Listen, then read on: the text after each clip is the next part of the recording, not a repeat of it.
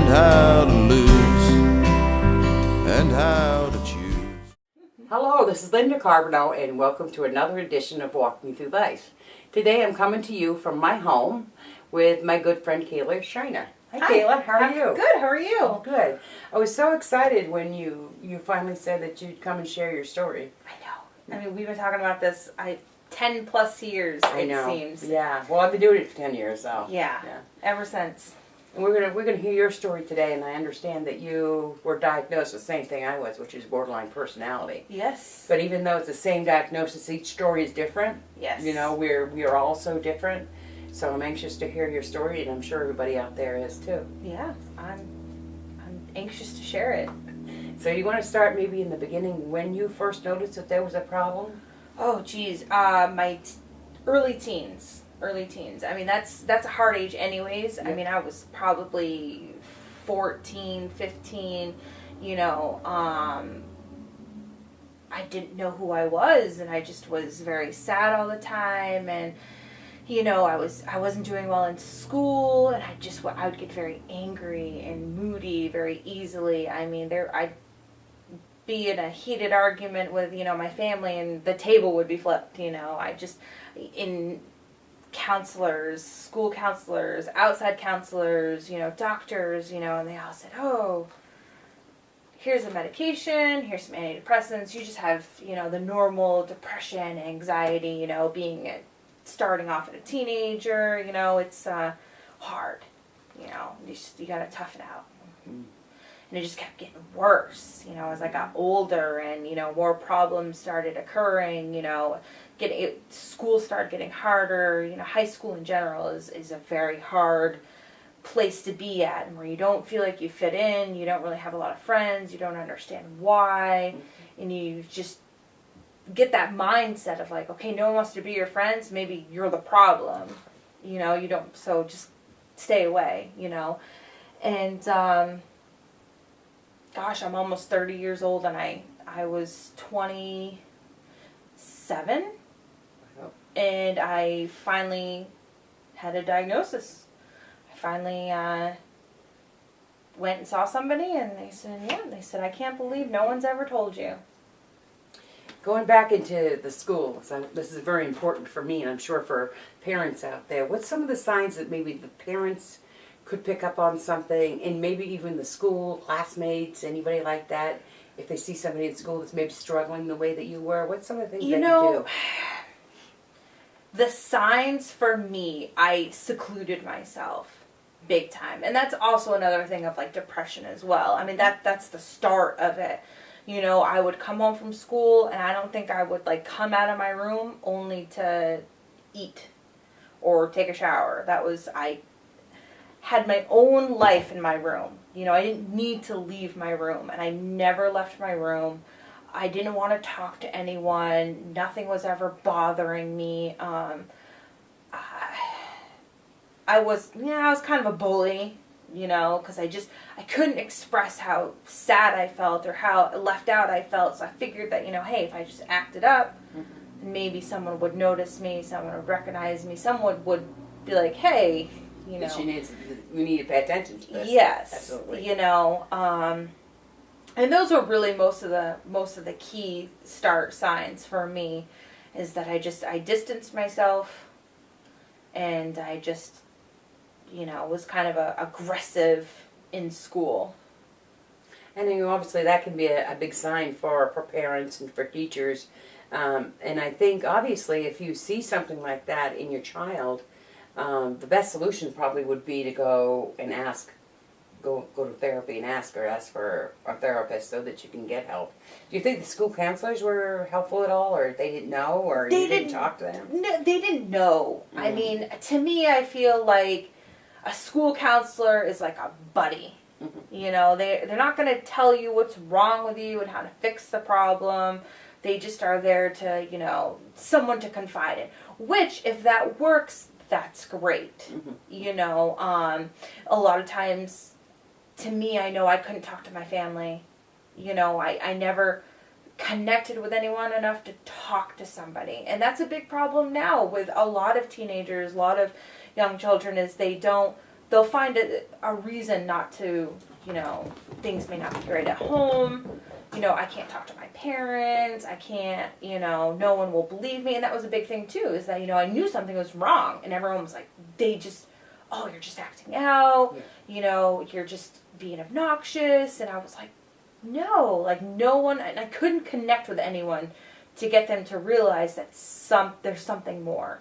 And that's, I think, children, teens really need to find that one person. And whether it's a resource officer, whether it's a teacher, whether it's a counselor, you know, somebody to confide in, and then take the chain of command, right. Go up from there, and get to the root of the problem. Yeah, because the earlier you find out, the better you'll be.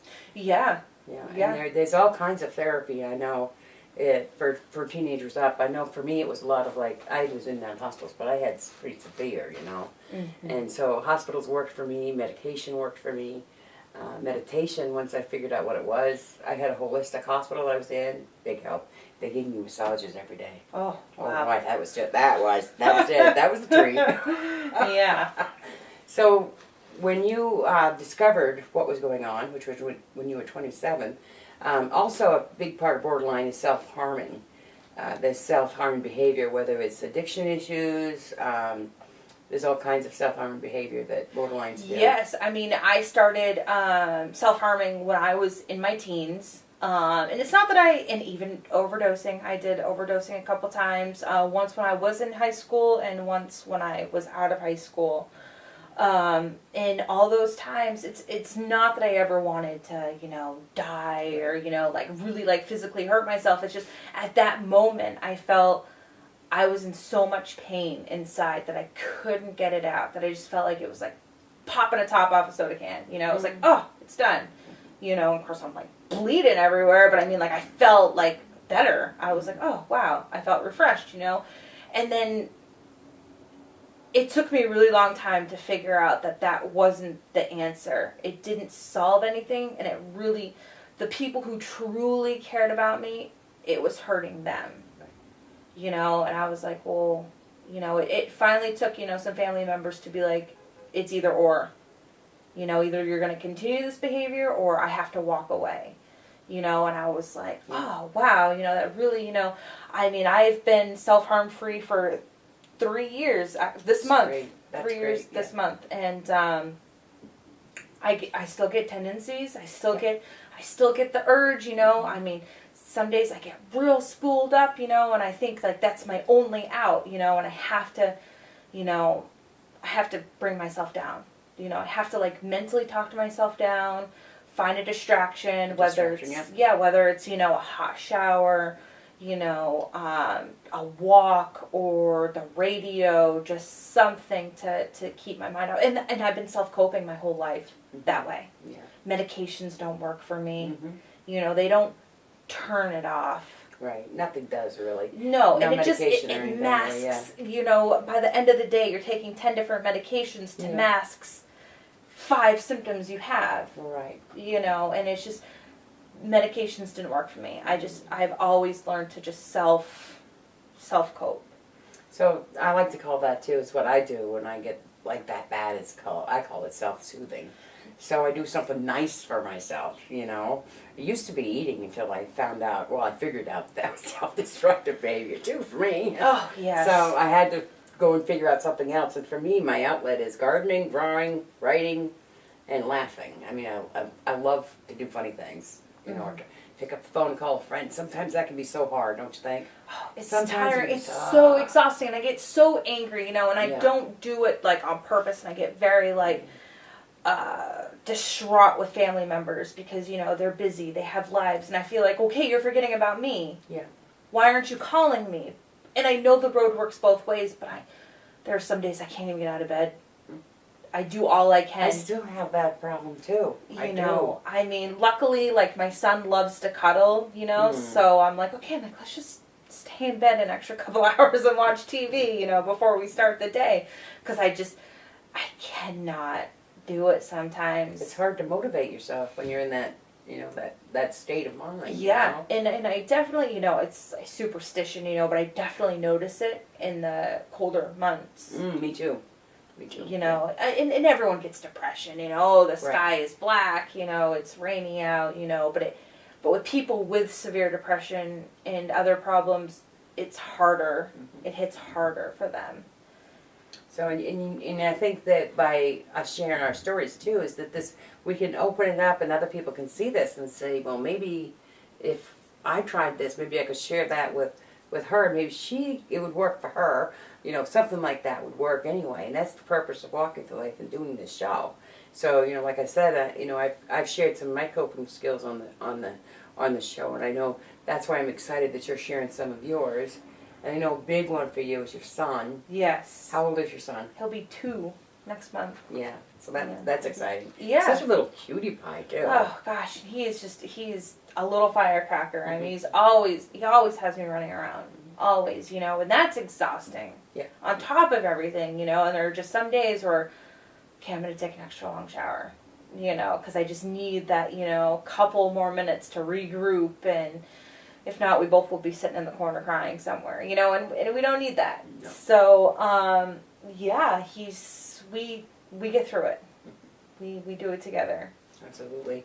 And that's something I want to talk about too, is having children for people with borderline is also an automatic challenge, a very big challenge, but we can do it. Obviously, you've shown it. You're a great mother. Yeah, you know? I mean, I have patience, you know, and a lot of people say, you know, oh, people with borderline, you know, they can't love, and that's not true. That's not true. Like, it's just the opposite, actually. Yeah, I mean, it's just the opposite. My love for my son doesn't too much.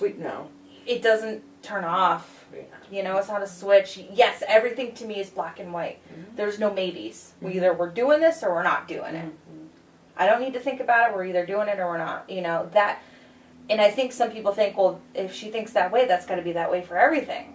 Well, no. I mean, sometimes I love too much. Yeah, I found that problem too. You know, when I get too attached and too passionate and too, you know, especially if I say passionate about a subject, I beat it, you know, and I keep at it until someone hears my point. Yeah. You know, and then once, you may not agree with my point, but I need to get my point across, you know, and that's just, and it's not that I'm being arrogant or being, you know, annoying. It's just, I like this subject and I want you to know, you know. Yeah, and that's important. And, you know, obviously, you know, you being here today, this is great. We're getting the subject started. You know, and I know for one thing that my viewers are, you know, would love to have you come back and share more of your strategies and things that you do too, you know. But we wouldn't talk about when you were pregnant. Was that hard for you when you were pregnant? It was very hard. I wasn't, I guess, in the right, you know, everyone has, you know, before you have a baby, you know, they're married, they're settled in a house, they're all settled down, and I was the opposite, you know, but I honestly felt like no one could love me the way that I needed to be loved. And I was like, I felt like I had a hole missing in my life, and I was like, I need this, you know, and pregnancy was hard, you know, the stress in my world, and my husband actually went to a doctor's appointment with me, and he told the nurses, he's like, I don't know about afterwards, he's like, I'm really worried about postpartum, he's like, I think we should, you know, get her in to see somebody before, you know, we deliver. And that's when I found out. I mean, just one appointment, that's when I found out. I looked at the notes after I met with the doctor, and she says, borderline personality, you know, you need to look into some CBT therapy. Cognitive behavior therapy. Yeah, and I was like, what? You know, I never, and even then, after that, you know, after my son was born, I postponed, you know, probably like 5 months. And then I was like, okay, we need to go see somebody, you know, because I had a newborn. I didn't know what I was doing.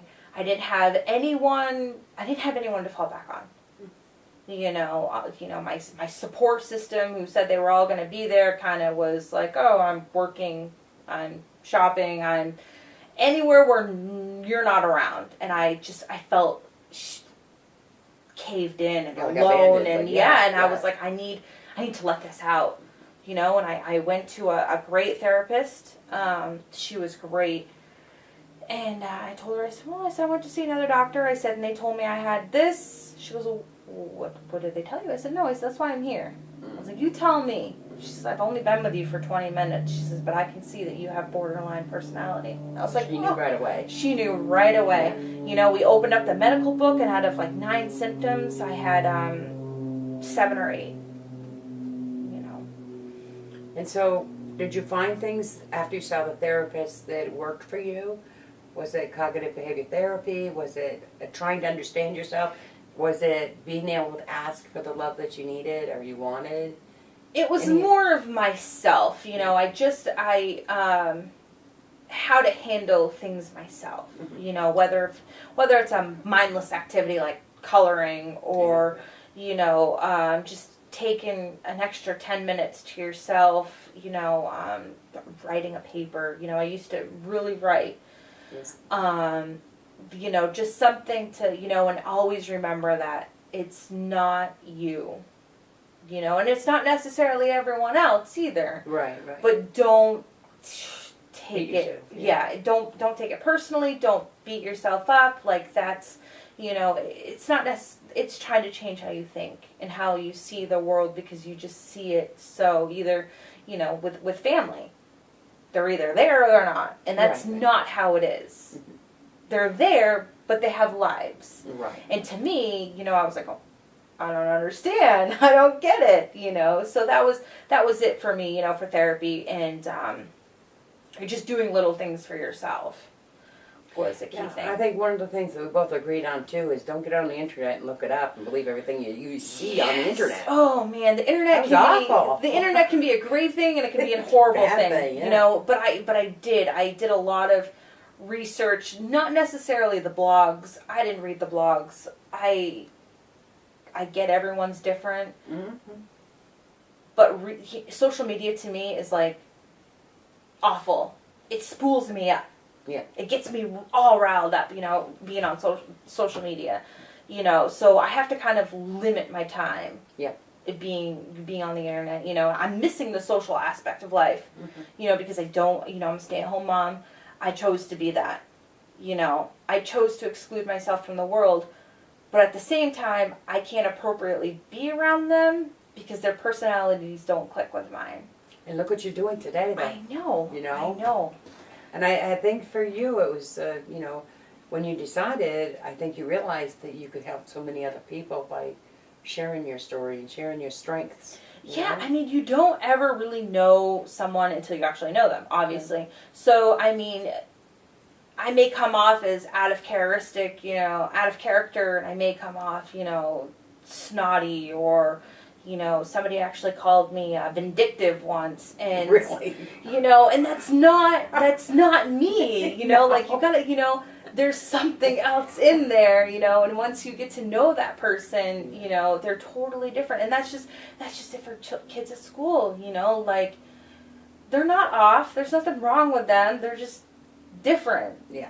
You know, they walk, talk just like you, they just, you know, think differently. You know, you don't need to bully them. You don't need to give them a hard time. You know, and that's the same for adult world. Yeah. You know, and it's hard, and it's hard to be in society. So, I mean, that's why I only go out a little at a time.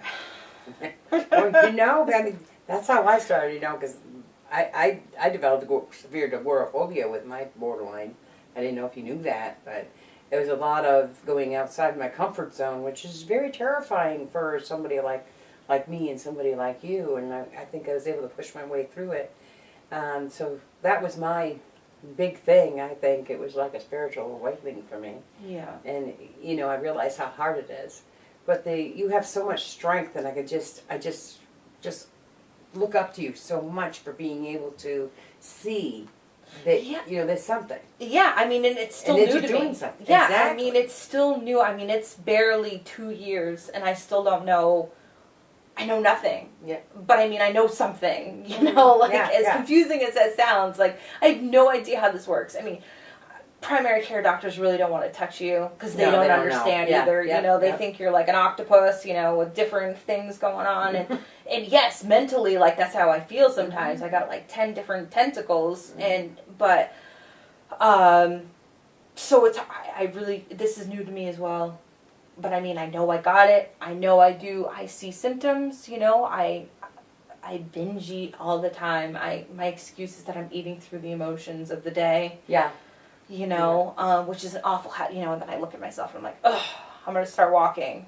But that's the problem too, is because when we do overeat or whatever, we do often take our own inventory, I mean, borderlines especially, take our own inventory and just really beat ourselves up about it, you know? Yeah, I mean, I do it all the time. Yeah, and I my mean, husband's like, why do you say that? And I was like, I don't know. I'm like, isn't that how you see it? And he's like, no. Yeah. You know, and I'm like, oh, I guess it is just me, you know.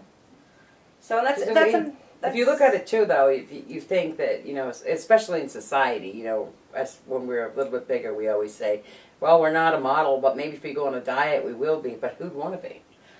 Really? I know, and you know, when like the social media now is like, oh, being, you know, size 14 is plus size. And I'm like, what? Yeah, really? I was like, I'd love to be that, you know? Yeah. If that's considered plus, you know, it's crazy how like especially, you know, the media sees people, you know, and that's very hard, you know, even for guys. Mm-hmm. You know, it's not just women who, you know, has a hard time with themselves, you know, even the guys are like, oh, you know, I shouldn't look like this, you know, but I know I think it's awful that we're all supposed to fit into this one size category. It's like, you know, what would the world be if that was? yeah, Then they'd be saying, oh, well, she's skinnier, so she's bad, or whatever, you know. yeah, Same thing. But I also, so we've talked about, you know, your childhood and when you got diagnosed and being a mother and some of your strengths that you have found that helps you. mm-hmm. And I want to talk a little bit more about what are your hopes for the future. I don't think I'll ever figure this out. I don't think I'll ever figure out borderline, and I don't expect. Not supposed to. I don't expect the world to either, but I'd like people to be more open-minded about it. Mm-hmm. You know, especially on social media, if I post something about it, read it. Yeah. Understand it. Know that I'm not, you know, being a jerk when I'm talking to you. It's because I think highly of you, you know, and I care about you, and I just want that in return. Mm-hmm. And I just hope that people are just more understanding. You know, that's just my big thing. I think educating them in this way is a positive thing where they can sit and they can listen in front of the TV and they can kind of understand while we tell our stories, you know. Yeah, I mean, and I hope people will get out of their comfort zone. It's hard. I know it's hard, but just get out there, and if you feel like you're having a problem or you're down, you know, like, don't be afraid to say anything. You know, even if you don't come off the right way, you know, you got to yell and kick and scream before you get your point across. Grab somebody, you know, and hey, this is what's going on, because it'll help you. It'll help in the long run, yeah. I used to have I had a therapist when I was in that whole Westlake Hospital, as a matter of fact. One of the therapists came in and he looked at me and he goes, you know, it's okay to ask for attention. Oh, I got mad at him. What do you mean I'm asking for attention? He said, asking for attention is not a bad thing. You know, if you're telling somebody you need them, you know. And so I kind of got it after that, but I didn't want anybody to tell me that, you know, I was asking for attention. But if I looked at it, actually, that's what I needed, and that's what but I was asking for it in the wrong way. So I had to figure that out myself, you know, how to do that. And I think that there's people out there that do want to understand, that do want to be there for us, you know, and I have great friends, and I know you do, too. Yeah. Yeah. And you got the cutest little boy in the world. Yeah. We have to bring him on sometime. I know. He's too much. He's great. Little red hair. And he's so cute. He's great. I know. It's so frustrating because, you know, people see me with blonde hair, you know, and his dad doesn't have hair, you know, and I'm like, oh, they're like, how'd you get that red hair? And I'm like, I found him that way. I don't know, you know, or I tell people, I'm like, I don't know, like, we woke up, it was there, you know. You just woke up and it was there. Just woke up and there's red hair, you know. I know also that today is your mom's birthday and her cat Sasha. Yes. And I also understand your birthday is the 30th? Yes. Of April. Yes. So. My last year of... Can I call you and sing happy birthday to you, even though I can't sing? Sure. Okay. You can just put earplugs in or something. I wear them anyways. Okay. That's one thing. I'm not, I mean, I think it's great that we go out and express ourselves, whether it's singing like a fool or dancing like, you don't care. I dance all the time. I love to dance. Oh, yeah. I mean, just put the music on and dance. I dance to Mickey Mouse all day long. That's cute. All day long. That's what I do. I clap my hands and stomp my feet. It's, Absolutely, yeah. I think it's fun. Yeah. But anyway, I want to thank you so much for coming, and I just was wondering if you may have a message for the girls that maybe, girls or guys out there that may be just diagnosed or just think something's wrong. Yeah, I mean, there's nothing wrong. There's nothing wrong. There's no right or wrong way of thinking.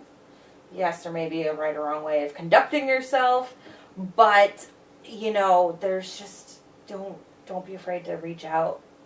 There's numbers, there's hotline numbers, there's, find somebody you can trust to confide in, even if it's not a relative, just talk to somebody, because it will help. Yeah, talking's a good point. But finding the right person too, that's kind of hard, but I think if you do step over and you do find somebody that you can think that you can trust, I think that's great advice. Yeah, and definitely if you about it. feel like you go to a doctor's office, you go to a therapist, and they try to, diagnose you something totally off key, and you don't think, you think there's something more, you think there's something wrong, just don't let it go at that. Right. Keep going till you feel confident of what's going on, because that could be worse. Yeah. Yeah. So. Well, like I said, I'm just so grateful to have you here today, Kayla. And I know it took you a while, but it took me forever, but yeah, I enjoyed it. Thank you. Will you come back and share some more with us? Yeah. And bring little Gabe on sometime? Yeah, I'm sure you could stomp his feet around. Something. I'm sure we could get him. Yes. So thank you very much for today, and we'll make sure that we could get this show to you so you can see it. Yeah. So anyway, this is Linda Carver now, and myself and Kayla are saying goodbye for Walking Through Life today, and we'll see you next time. Don't be afraid to tell your story either. Bye-bye. Bye. Walking through this life of mine, well, it's teaching me so many things, like how to love and how to lose and how to choose.